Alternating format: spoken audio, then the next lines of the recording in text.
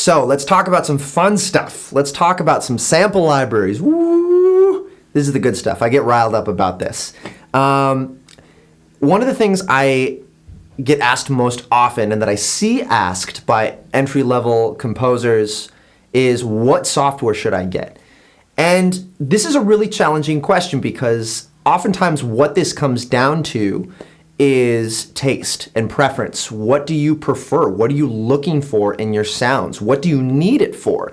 So instead of asking the question, what software library should I buy? It's my hope to provide you with a list of perhaps more comprehensive questions and better questions that are going to get to kind of the crux of what your needs might be, either for a specific library or a library that you're buying specifically for a project. So let's hop to those questions right now. Have I done my research? This is kind of a multifaceted thing because research can take a while if you're doing it well, and it's really important that we do it well because the tools used by composers are incredibly expensive. So the first stop that we should visit is obviously the website of the company that produces the product we're considering getting, right? Now, for a lot of people, and this is a mistake, this is where their research ends, right? And the problem with that is that oftentimes we get lured in by great sounding demos. Hit the purchase button, several $100s out the window, and then we get the library and maybe find out this wasn't exactly what I needed. Or maybe, for example, if it's a string library, maybe it's missing, some of the articulations I need. And for those of you that aren't familiar with articulations, very short notes or long notes or different ways of performing on an instrument. So doing research by all means consists of going to listening to the demos, but that's just not where it should end. Why? Because oftentimes software libraries and sample libraries for orchestral instruments, the companies that produce these libraries have handed off a library to a composer and said, hey, we're going to give you this library for free. In exchange, we would really like a top-notch demo. And so what you have to understand is when you're listening to some of these demos, they're being produced by people that are at the top of their game, at the top of their fields, doing amazing work. So there's a reason that a lot of these things sound great, because they're being produced by excellent creators and excellent composers. So beyond just going to the company website and listening to the demos, you should also listen to what I call average Joe reviews, right? There are a million different reviews, particularly on YouTube, of John Smith from Scottsdale, Arizona, doing the newest review on the newest percussion library that 8Dio has released, right? And the reason I think that this is an important exercise to go through is because these libraries are going to sound different when they're fully produced in a beautiful demo track versus when someone is just playing them live on a video cast on their computer, no additional reverb, no compression, no EQ. The samples are going to sound different, and it's a really good idea to get a feel for what that library is going to sound like dry and untreated. The third thing under doing your research, or the question, have I done my research, is to cruise user forums. There are two that I would suggest specifically. The first of which is VI Control Forum. It's excellent. You create a user login and you basically have access to every discussion that has ever been had on orchestral libraries. And there's a ton of composers that make up its user base, and so I recommend that very, very highly. The second of which is actually a Facebook group, assuming that by the time this course releases, Facebook is still a thing. It's called Sample Libraries for Contact. A lot of great discussions happening there. And then there are numerous subgroups that are specialized more around genre-based applications for things like trailers that you can join as well. Finally, under that big overarching question of have I done my research, I would suggest finding ways to save money on what are oftentimes very expensive software products. The first way to do that is to know what holiday sales to wait for, specifically Thanksgiving and Black Friday. Oftentimes companies are cutting their software prices by a factor of half, which saves a lot of money. If you're not waiting for a holiday sale, perhaps you are eligible for a student discount. Student discounts are oftentimes offered by software companies to kind of allow blooming composers an opportunity to get accustomed to working with what is considered to be some industry standard software. There's one caveat, however, to working with student licensed software. Oftentimes, when you approach a place where you're starting to take on some of your first contracts for which you are actually being paid, you have to be careful because the license that you purchase as a student license, may not be eligible for the projects that you actually start making money on, at which point you may have to upgrade to a full license. So it's something to keep in mind.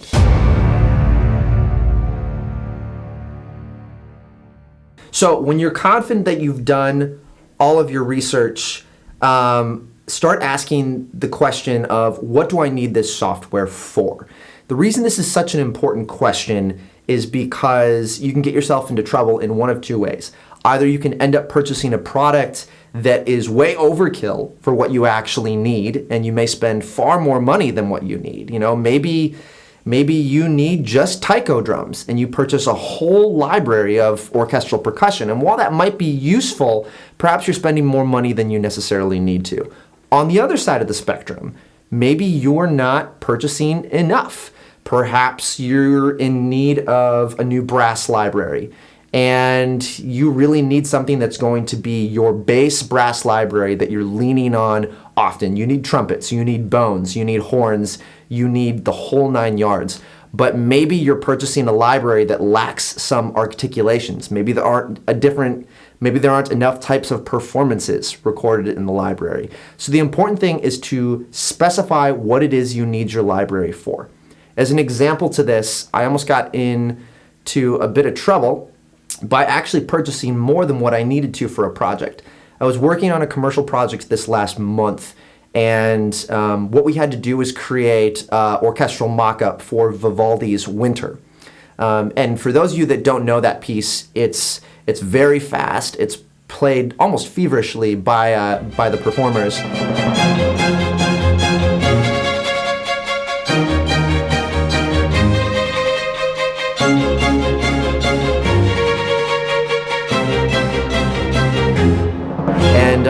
The bass string library that I was using, it really lacked kind of the speed and the agility that I was going to need to pull this gig off.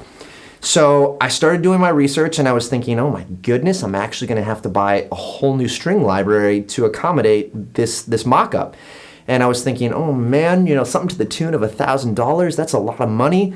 And then I started really examining what my needs are. What I needed was twofold: greater agility and speed in articulations, and more nuance. I needed it to sound like it was a Baroque piece. It needed to have greater detail in the sampling.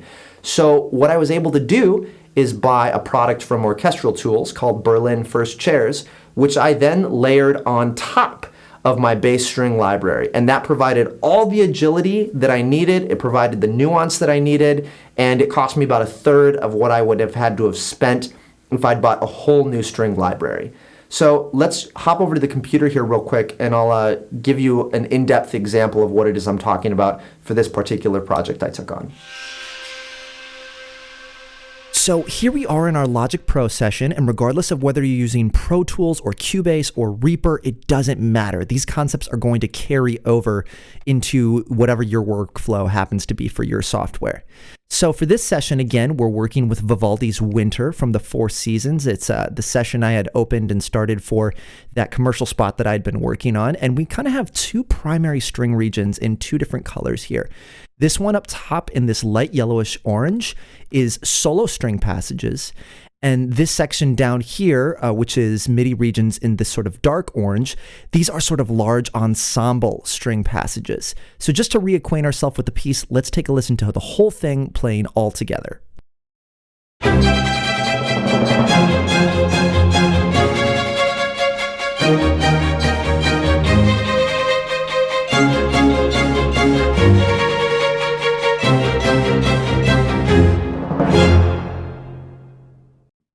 Now, how are each of these bits working independently? So down here we have our large ensemble strings, And this is what I started with. I started with several instances of Symphobia, which is a large orchestral library from a company called Project Sam. And what Symphobia does really well and what it excels at as a library is really big orchestral sounds right out of the box where there's a lot of instant gratification.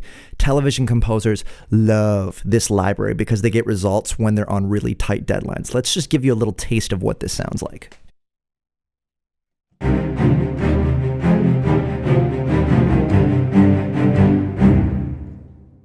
So you get a little taste of some of the low strings there. So let's show you what it sounds like in the context of this piece here. Again, we're just soloing out the large ensemble strings from Symphobia.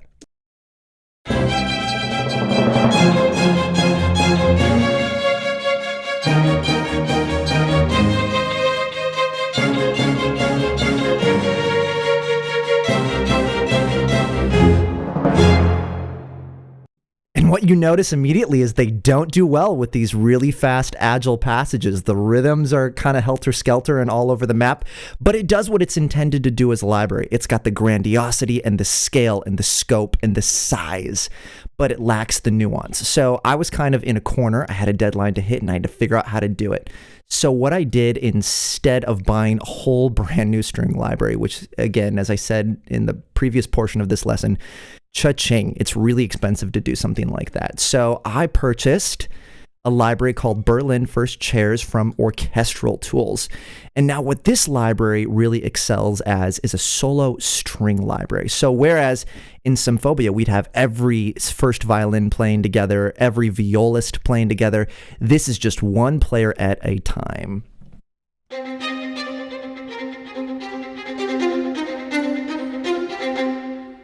So for example, that was a violin sort of spiccato or really short passage right there.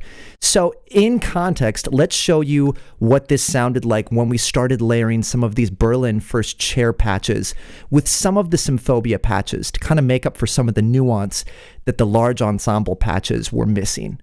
We'll add them in one at a time as we play.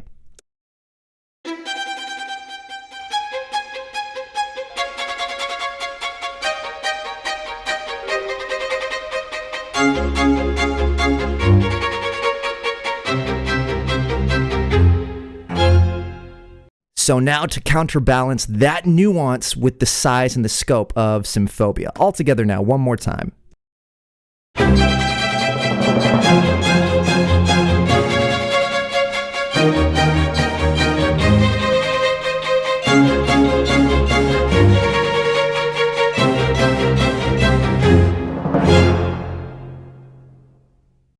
So altogether, we're balancing the nuance and the string noise and all of the specific deliciousness in these Berlin patches, along with the size and the scope of the Symphobia patches. And again, all of this is to illustrate this idea that before you purchase a sample library, or when you find that you need a new sample library, you must ask yourself the question, what is it I need to do? What is it I need this library to do? What should it accomplish for me that the ones I have right now aren't doing already? Because if you don't ask yourself that question, you could end up on the one end of the spectrum. You could get way too much and spend too much, way more than you ever needed, or you could end up on the other end of the spectrum. You could not spend enough and really just waste your money on something that isn't going to go the mileage that you need it to go. So to finish up this lesson, let's head back to the studio.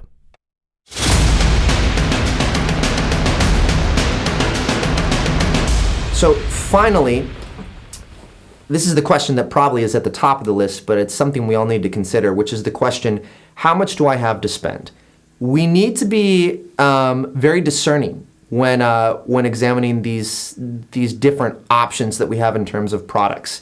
And asking yourself how much you have to spend is important, because the rule of thumb, at least in my experience for software, is what you pay for is what you get. Oftentimes that's true both in hardware when we're building up our studios, but it's definitely true in software.